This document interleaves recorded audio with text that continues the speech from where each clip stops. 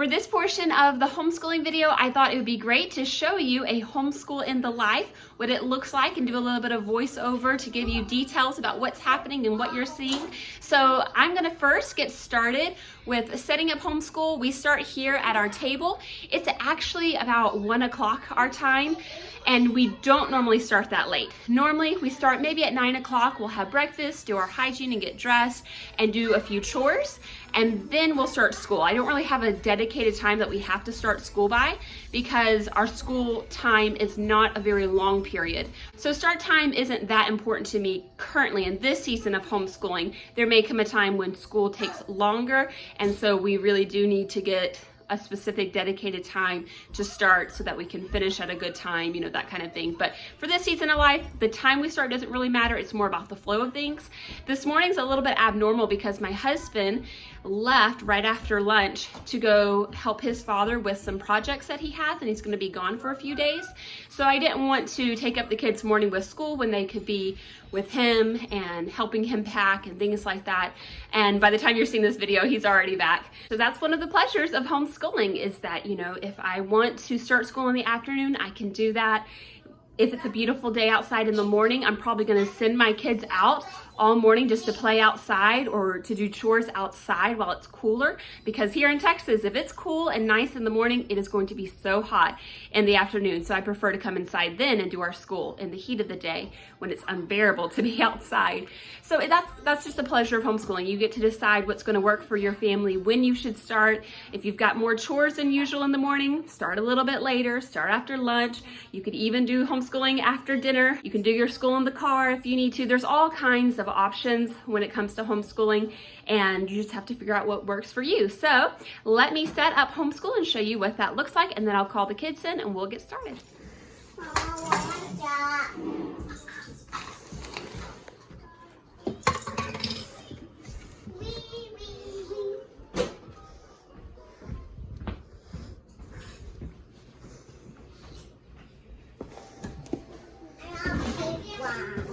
Okay. My youngest does not do school officially, but I have all kinds of puzzles and ABCs and number and memory and shapes and all kinds of things that she can play with that are still kind of learning activities, and it helps her to feel like she is doing school with us. I have lots of floor puzzles that she can do, and it's just a great way for her to feel like she's included because she really wants to do school with us, but also not be something that I have to sit down with her and work with her on. I let her come and choose any of these puzzles or activities, memory games, while I'm working with the other two. And she also has some preschool books. So she has these little preschool dry erase activity books, and these came from my mother-in-law. Actually, I think I bought this one because this one was packed away, and they love doing these. I've done it with all of my kids, and I don't actually sit down and work with them on it. It's just whatever they want to do. It makes the little young one feel like they're a part of our school day as well.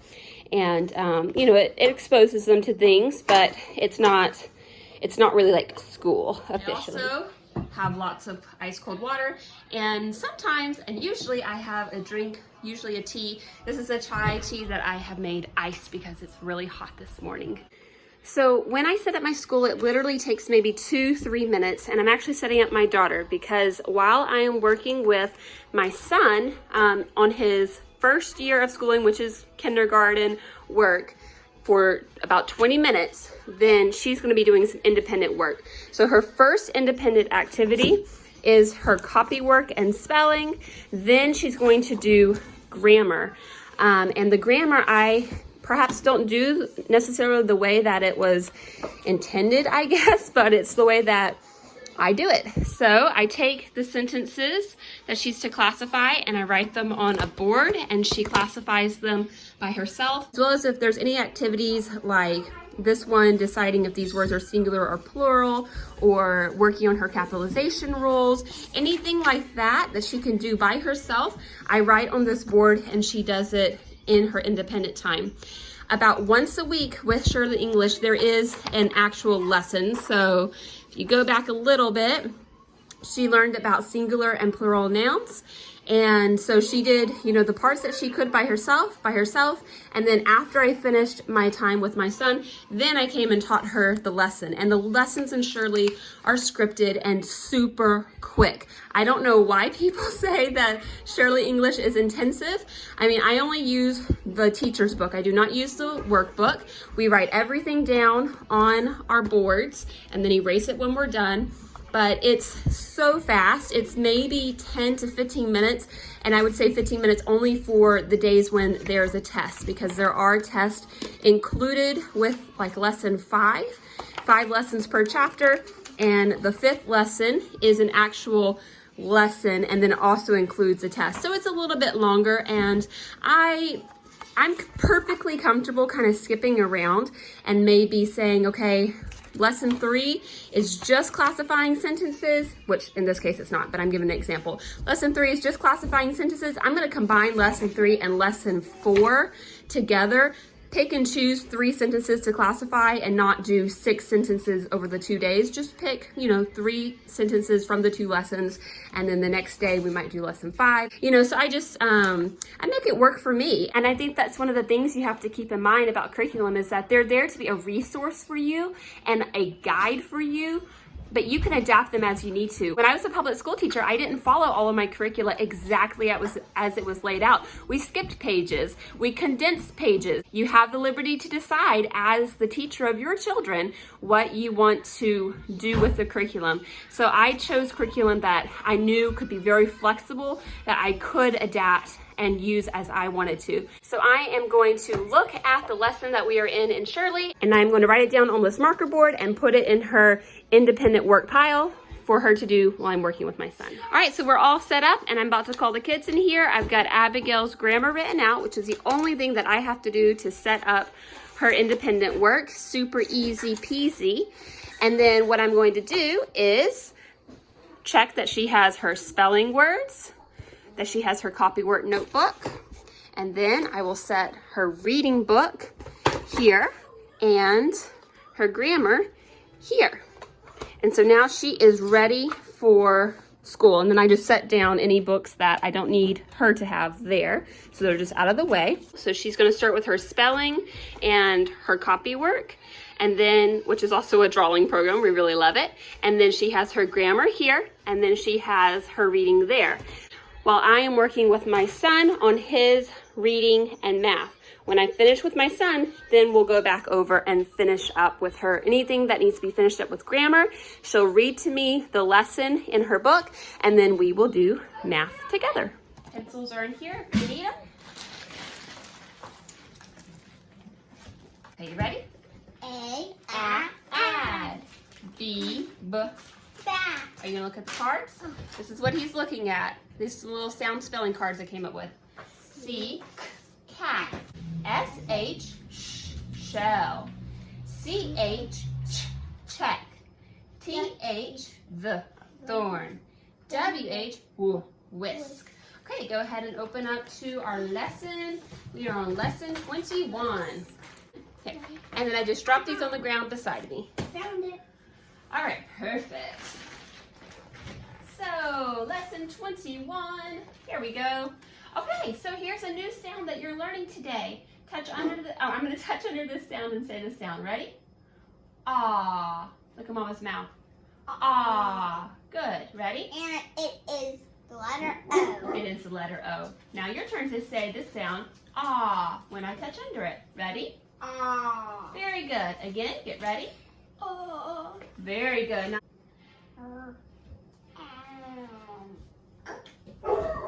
sound that out again. Rack. Good. Ready? She's making a racket right now. She does not like those fire trucks, and I can see fire smoke out the window. Where are they? Why are they honking? Comes another truck. The real firefighter one. Yeah.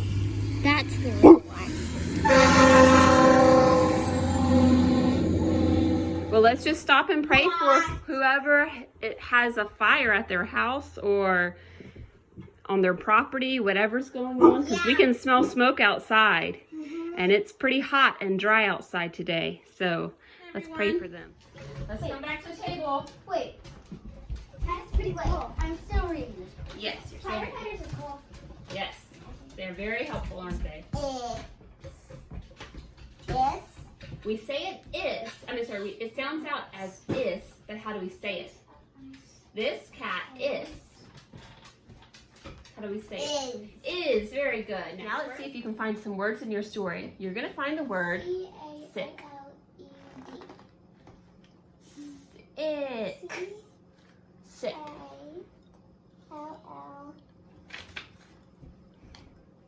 Very good. You found it. Now I want you to find the word sad. Listen carefully. Sad. Good. You found it before I could even sound it out. Very good. So go ahead and get your notebook out and let's start our writing practice. Okay, so here's the first sound that you're going to write. Ready? What sound is this? Very good. And look, I go from the dotted line to the red line. So it's just a small line, and then I put a little dot at the top. Now, the next sound you're going to write is this one. It's a little line from the dotted line to the red line, and 2 humps. What's it? Very good. Again, we've got from the dotted line to the red line, and 2 humps. And see how I'm going back up on the same line? So, dotted line to the red line, and 2 humps back up on the same line. Okay, so grab a pencil out, trace mine 3 times, and then write 3 of your own. I think it's from here. I think it kind of like smudged off right there. So here you go. Choose a pencil. Mom. Yes, baby. Anyways, this letter is the first letter in my name. It sure is. So this writing practice is included in his Teach Your Child 100 Easy Lessons book, and we use one of these like composition notebooks for kindergarten and first graders, and we use it for our reading and for our math. And while he is doing this, again, my daughter is working on her copy work, spelling, grammar, and reading. And Hannah, the youngest, because she's 3 and does not do formal schooling yet, is working on any of her booklets or if she wants any puzzles or memory card games. I start school when my children are 6 years old. That's just based on some research I've done about how later start ages can lead to better outcomes possibly. And so it's actually worked out really well for my children. I definitely think you should do whatever's best for your kids. Just a small little dot, Malachi. Small little dot, and go ahead and start on the I think you should definitely do whatever's best for your children, but I know that I started my kids a little bit earlier with their reading, both of them, and they just weren't ready for it until I started them at 6, and they both have done phenomenally, and I think they go through it so much faster because they are ready. All right, Abigail, your 10-minute timer is up, so go ahead and finish the sentence or the word that you're on, and then switch to your spelling. Oh, you're on your very last one. Very good. So then you can switch to your spelling when you're done with that. These are the Draw Right Now books. I can't show you the front because she needs that side, but it shows you, there it is. Yeah, it shows you how to draw a picture, and then it gives you a blurb about that thing. So this one is about icebergs, and there are 8 different books. There are ones that are print, and then there are ones that are cursive. So I did half in print, and then I have the other remaining 4 books in cursive. So she's on the last print book, and it just has different scientific or historical type information in it. So it's like nonfiction. The very first one, I think, also talks about storybook characters and things like that. But it's just a great way for them to practice their writing and their drawing, which is all tied in together. Mom, you know, for my math. You're ready for your math? Excellent. So, you know, these shapes are going to help you with your writing as well. It all works together, but also it's just great to learn how to draw, and they really enjoy it. So in my logbook, I write the date, and then as they do things, I write down what we've done. And now we're going to do his math, but I'm going to leave this open because sometimes we do more than one lesson, as you can see here. We just do as many lessons as we can do in 10 minutes. And you love math, don't you? Yeah, that's his favorite subject. And so he's nearly done with his first semester of kindergarten math in 20 days of school, just doing 10 minutes a day. So this is Singapore math. I absolutely love this math. It's worked really great for both of my kids. There's the back of it, yep. And it's just been a phenomenal program. So here are some examples, her whales at the very beginning.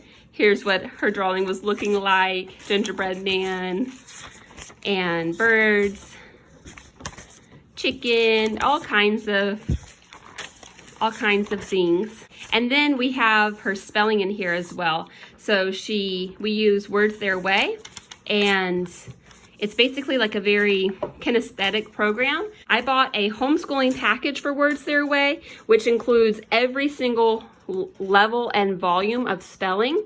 And this program teaches patterns. One thing I love about this program is that it also includes an oddball category, because in the English language there are so many exceptions. So usually when you have a consonant vowel consonant word, the vowel is going to have a short vowel sound. But that's not true of all words. And so they're given words, they cut them out, sort them into the I, the or the oddball, and then after they've done that a few times, they're ready to glue and sort. And then at the end, you can do like a little test where you tell them, okay, write 3 words with the I sound, or write 3 words with the short U sound. And they do that. That's their little test, make sure they understand and that they could apply it to other words too. And I use these from child to child, so we do not actually write in these books or cut them out. Instead, I either print them, or as I've been doing lately because I don't have a good printer, is I just write them. This literally takes like 5 seconds. Okay, so there's your book. Don't glue them today, just sort them on the table. Okay, and now he is waiting patiently for me. Let's get on. There's another sphere on this page. There. Very good. The light is also a sphere. Okay, do you see a cube? There. Yeah, she has a present that's a cube. Where's another cube? And we have to figure out what shape comes next in the pattern. Okay, so let's say these together. What shape is this?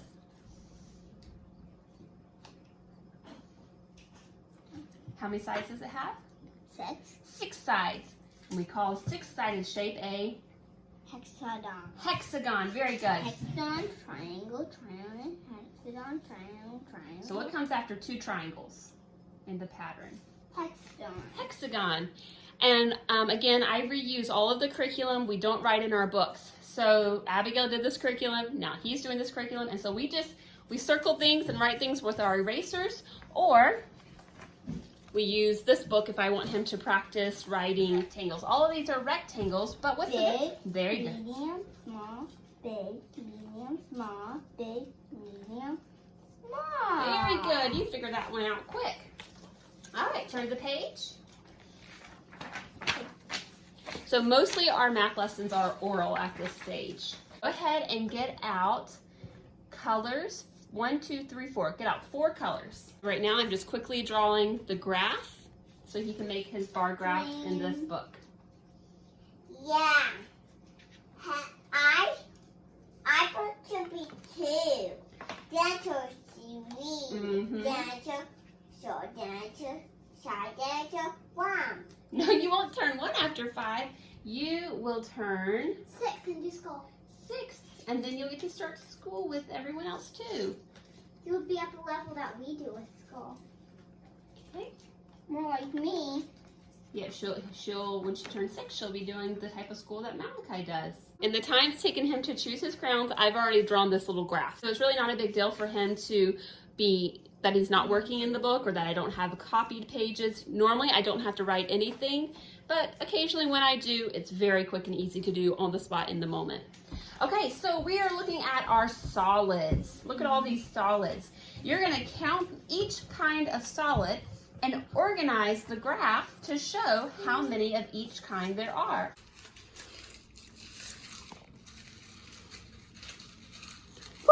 Awesome. So see how many there are and then organize 2. it. All right, great. So Abigail has just finished cutting out all of her pieces, and we only have a couple of more minutes left because I've been talking to you guys and kind of taking up our time and distracting the kids. But 10 minutes is our time limit, and so she's going to organize these for the next couple of minutes as far as she can get. And then, what is that? Oh, I'm sorry. So, and then we'll move on to her next thing, which is grammar. So she is just sorting this out And the last one while he's working on his bar graph.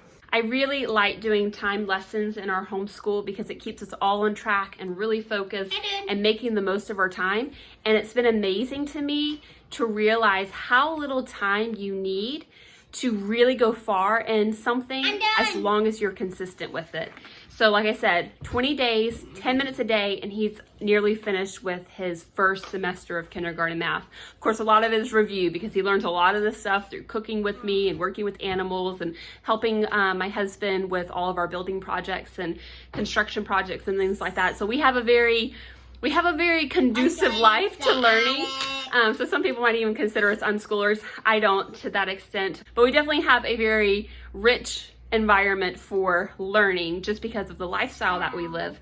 And so kindergarten math is really all review, but still 10 minutes a day, 20 days, and he's pretty much done with his first semester of math. So that's fantastic. So Malachi, you are done with school for the day. Very good. You can close up your math book, put your number book in here. You're all done? Yeah. Oh, good job, Hannah. Okay, Abigail, go ahead and read them to me. And? So. No, this is a was. Not the ah sound, is it? All right, very good. You can go ahead and put those inside the bag. Then put those inside your book. Has Hannah gone off yet? Yes, I didn't actually set a timer. I just looked at the stove because I'm using my phone to video. Say hi to everyone. Hi. She's moving on to grammar now. What slept? Tell me in the car, baby. Slept not. Man, what is being said about baby? Baby slept. Verb. Slept how? Softly. Soundly. Soundly. Adverb. And preposition. And what? Car. Object of the preposition. The article adjective. So she's going to do these by herself as well as her singular and plural and her capitalization practice. And that is just her grammar for the day. There's no new lesson or anything that I have to teach her. She has 10 minutes to do that. Most of our lessons are 10 minutes long. The longest will be 20 minutes long. So while she's doing that, I just want to mention that when I'm doing math with my son or my daughter, I always have the teacher's guide out. They do make a home instructor's guide, but I like the teacher's guide. One, because it's in color, and two, because I'm pretty sure the home instructor's guide doesn't include the actual page that they're working on. It has or the workbook pages. So I do not buy the workbook for any of the grades so far. I just buy the textbook, and the textbook has all the problems that they need. But I do like having the option of knowing what the workbook pages are so that if I do have a child who's struggling with the concept, I can always borrow ideas from the workbook pages and just write them down on a piece of paper myself for them to do. I really haven't had to do that except for one time, I think. But we just do the textbook. One thing I love about Singapore is just how thorough it is. I believe also it puts you a grade or two ahead from public school. And it's very flexible with the different learning styles of children. It's also heavily focused on mental math and being able to manipulate numbers and use them for whatever purpose, apply them for whatever purpose you need to apply them for. But here's something I really like. So if I wanted to, and I don't always do this, but I do sometimes, I have a list of storybooks that go along with what's being taught in this chapter. So far, the kindergarten, the first, and the second all have these storybooks that go along with whatever's being taught, and I just love that because it's kind of like the Charlotte Mason classical living ideas integration.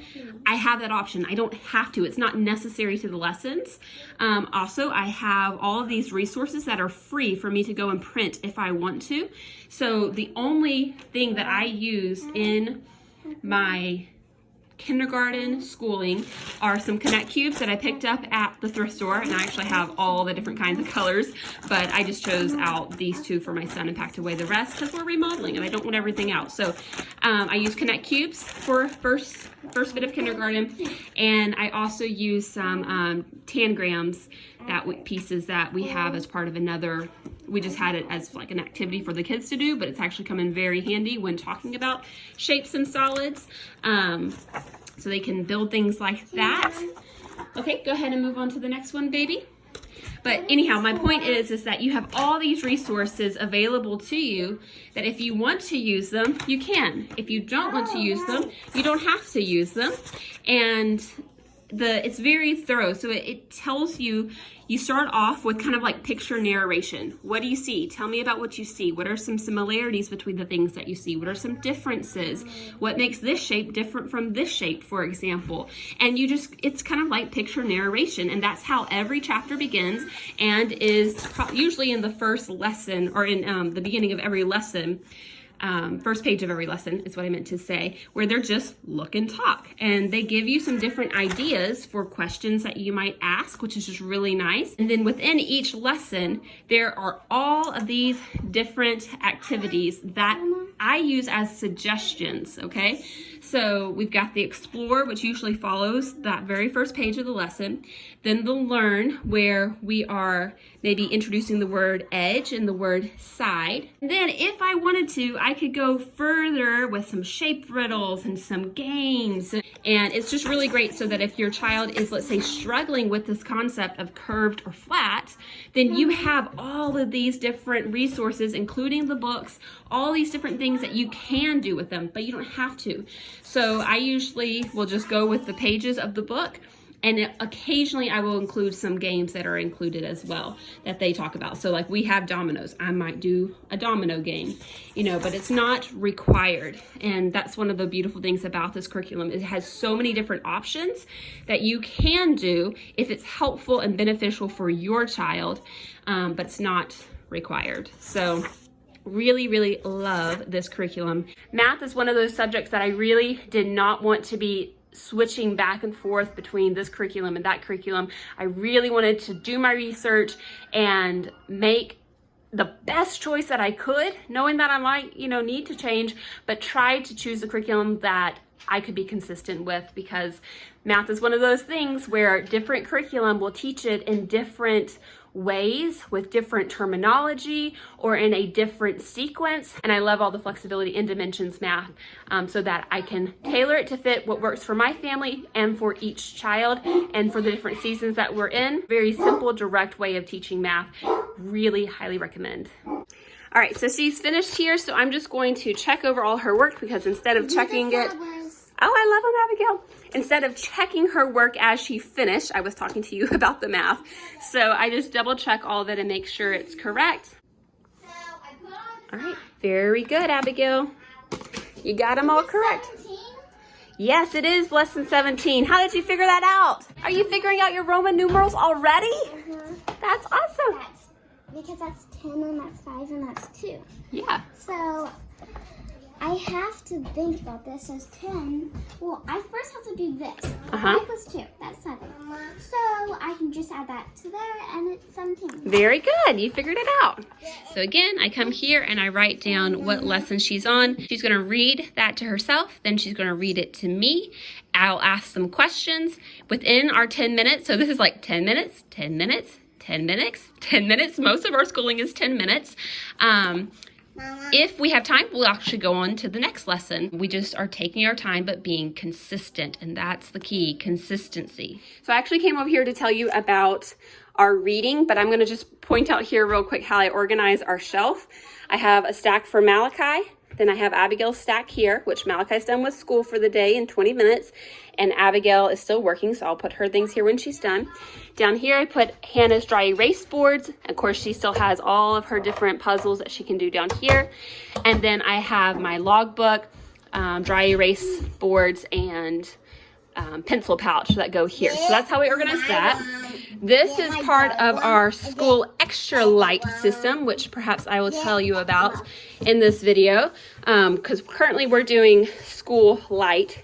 Then I have school, and then I have school extra light for all the different seasons that we're in. And then this is our letter writing stuff, because we write a lot of letters to people and family and friends. So this is like note cards and envelopes, and then this is markers, people's addresses, stamps, letters that we've received, stickers, that kind of thing. You'll have to wait one moment, Hannah. But what I was coming over here initially was to tell you about our reading. So I started off in kindergarten with Teach Your Child to Read in 100 Easy Lessons. This was given to me free. It was such a blessing, but I wasn't sure I wanted to use it because it didn't look like the type of thing I wanted to do. I didn't know exactly what I was going to do, but I was a kindergarten teacher before and a 4th grade reading teacher before in public school, so I wasn't necessarily unfamiliar with teaching children how to read. But someone gave this to me, and I decided with my first child, I'll give it a go. And I really like it. And also having gone through it once before, it feels very natural and smooth to me to teach this program now. So I do actually really like this program and recommend it. It's very straightforward, simple, and it has given my children a really good foundation. So once they leave this, where do we go to? I actually do not buy any reading curriculum. I have just gone to the thrift store, and this was just over time, and I've found books along the way. So this is like an Abeka book. All of our reading is just books I've found at the thrift store that are easy readers. And I really like the older style ones. Can you open that up and let's show everyone? I really like okay, give me one moment, Abigail, and I'll be right there. I really like the older style books. I like the pictures. A lot of them have good lessons in them. If they can actually read, then the most important thing is that they actually understand what they're reading. And so it doesn't matter what the book is. I'm right there with them. And up until 2nd grade, they're reading to me. Now my daughter reads to herself, then she reads to me. Most recently at the bookstore, at the thrift store, I found these McGuffey readers. I am missing the 2nd reader, but I have all the others. They were at a great price, so that's why she's using the one that she's using. It's not that I have a particular affinity for McGuffey's readers, although I do like them now that I have some experience with them. It's just that I found them at the thrift store. So they read to me, I ask them questions, and that's what we do for reading. You can find reference sheets for free on like Google Images and stuff, Pinterest, all that kind of stuff, with questions that you can ask your child, and just print it off, fold it up like a bookmark, put it in the book that you're reading, and now you have an idea of questions that you can ask your child. I really don't think that the terminology is really all that important. I think for the most part, good readers naturally do visualize. They naturally make inferences, which are essentially assumptions based on evidence in the text. Good readers naturally do these things. And so if you are a good reader, I think you are going to naturally point these things out to your children and ask them questions about it. It's just all part of reading comprehension. So I don't think we have to get like so caught up on the terms and making sure because it's not really that important as long as you are understanding the text. But I just thought I would mention that you can find reference sheets online to print off and then use as a bookmark to ask your child questions when you're reading. So take that for what it's worth. She made a bed in the room where she had to live. Tell me some things about James Smith. He's poor and he read a lot for his mother. And her mother was proud of that. She worked hard. She worked she probably left in the morning and then came home at night.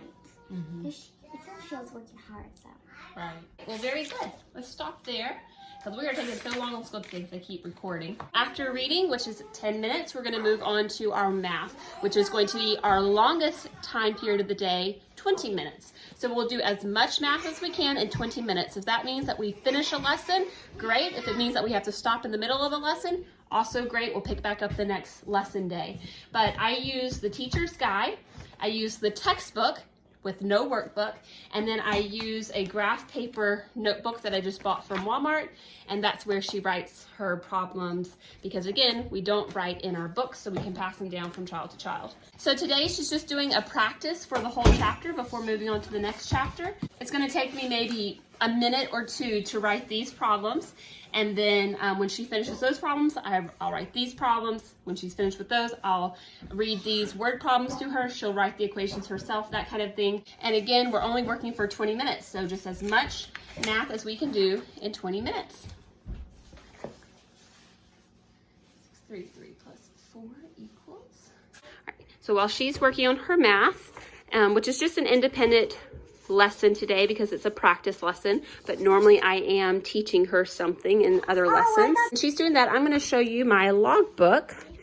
call it my home education logbook, and I just have some ideas of what to write in here. Reflections, how homeschooling's going with schedules and curriculum and all that type of stuff. Plans, ideas, philosophy, any thoughts I have on how children learn, why I'm homeschooling, that kind of thing. And then I have a table of contents to keep me organized.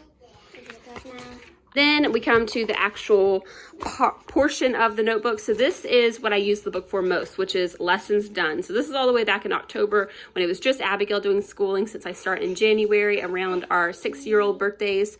And I just write down the things that we've done. And it's really helpful because it helps me to see what we've done the day before so that I know what I need to do today. And it also helps me to have a actual record of what we've done in case there are any questions from the state, because in Texas you do have to have a tangible curriculum that they can see and proof of that. Not that they would ever ask, I don't think, but it is technically by law something you have to do. So I like having this logbook for that reason. When Malachi joined us, folding the paper in half, now I have Malachi on one side, Abigail on the other, and I can write down what each of them is doing. When we have more children, this obviously won't work anymore, but I think I already know what I'm going to do because I've seen teachers' planners where they would have like the class period and then like different subjects down here.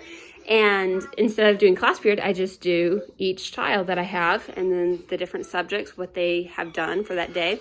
I think Jessica at Three Rivers Homestead has something very similar with her planner. I think I saw that video from her like, I don't know, a year or two ago. So you'd have to really go in her archives to find it.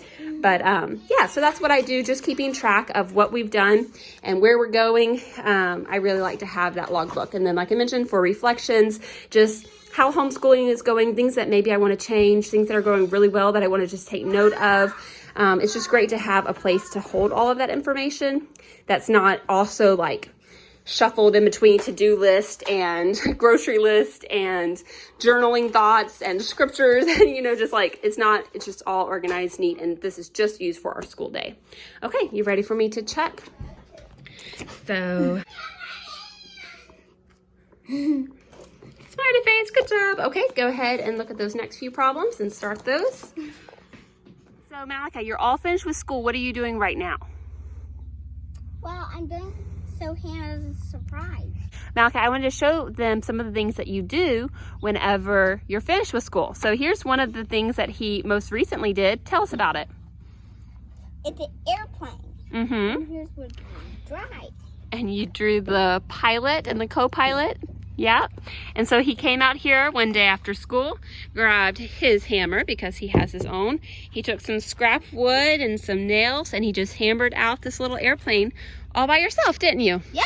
Yep. After they finish like their academic schooling, then they have the rest of the day to do chores, which are important, to help mama. So they help me with a lot of baking and things like that, to build things and pursue their own interests as far as this kind of thing is concerned, or just to play, you know, or to read, or to put on music and dance. The whole afternoon is pretty much theirs to do with as they like. And of course, we read together in the afternoons a lot. We play a lot of board games and card games together in the afternoon, but it's pretty fun because they're not tied up in school all day. Like we got Candyland. Yeah, we have Candyland. They get to just, you know, do real life things and enjoy time with their family instead of being in school all day. So it's really great. There are 7 trays with 10 cookies on each tray. 4 of the cookies were eaten. How many cookies are left? In the world? So she's doing her math. Egg white, that's like a yolk. Yeah, and then they came in with a goose egg, but then accidentally dropped it. So they're going to cook it right away. Look at that huge yolk from the goose egg. Okay. I want him, Mama. Yeah, you're helping him, aren't you? Okay. Now take that to the sink and fill it with water so it will be easy to clean. Mmm. Goose egg. That would be yummy. That would be yummy. Yeah, it will be yummy. Let's eat it. Okay, I think it's done. There are 56 purple flags And 40 chicken. and 40 orange flags. 56 Mm-hmm. plus. So which problem are you solving first? Are you solving how many fewer orange flags and purple flags are there? Or are you solving how many flags are there in all? How many flags are there in all? Very good. So yeah, go ahead and do that one.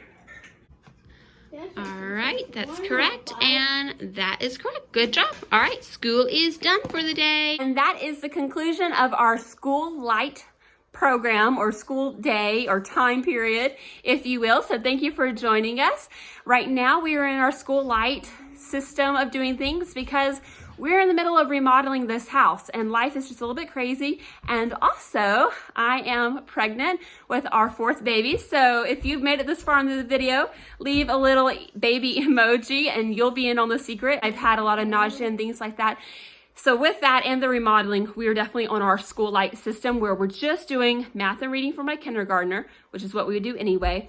And we're just doing the required subjects for my other child, according to the state of Texas.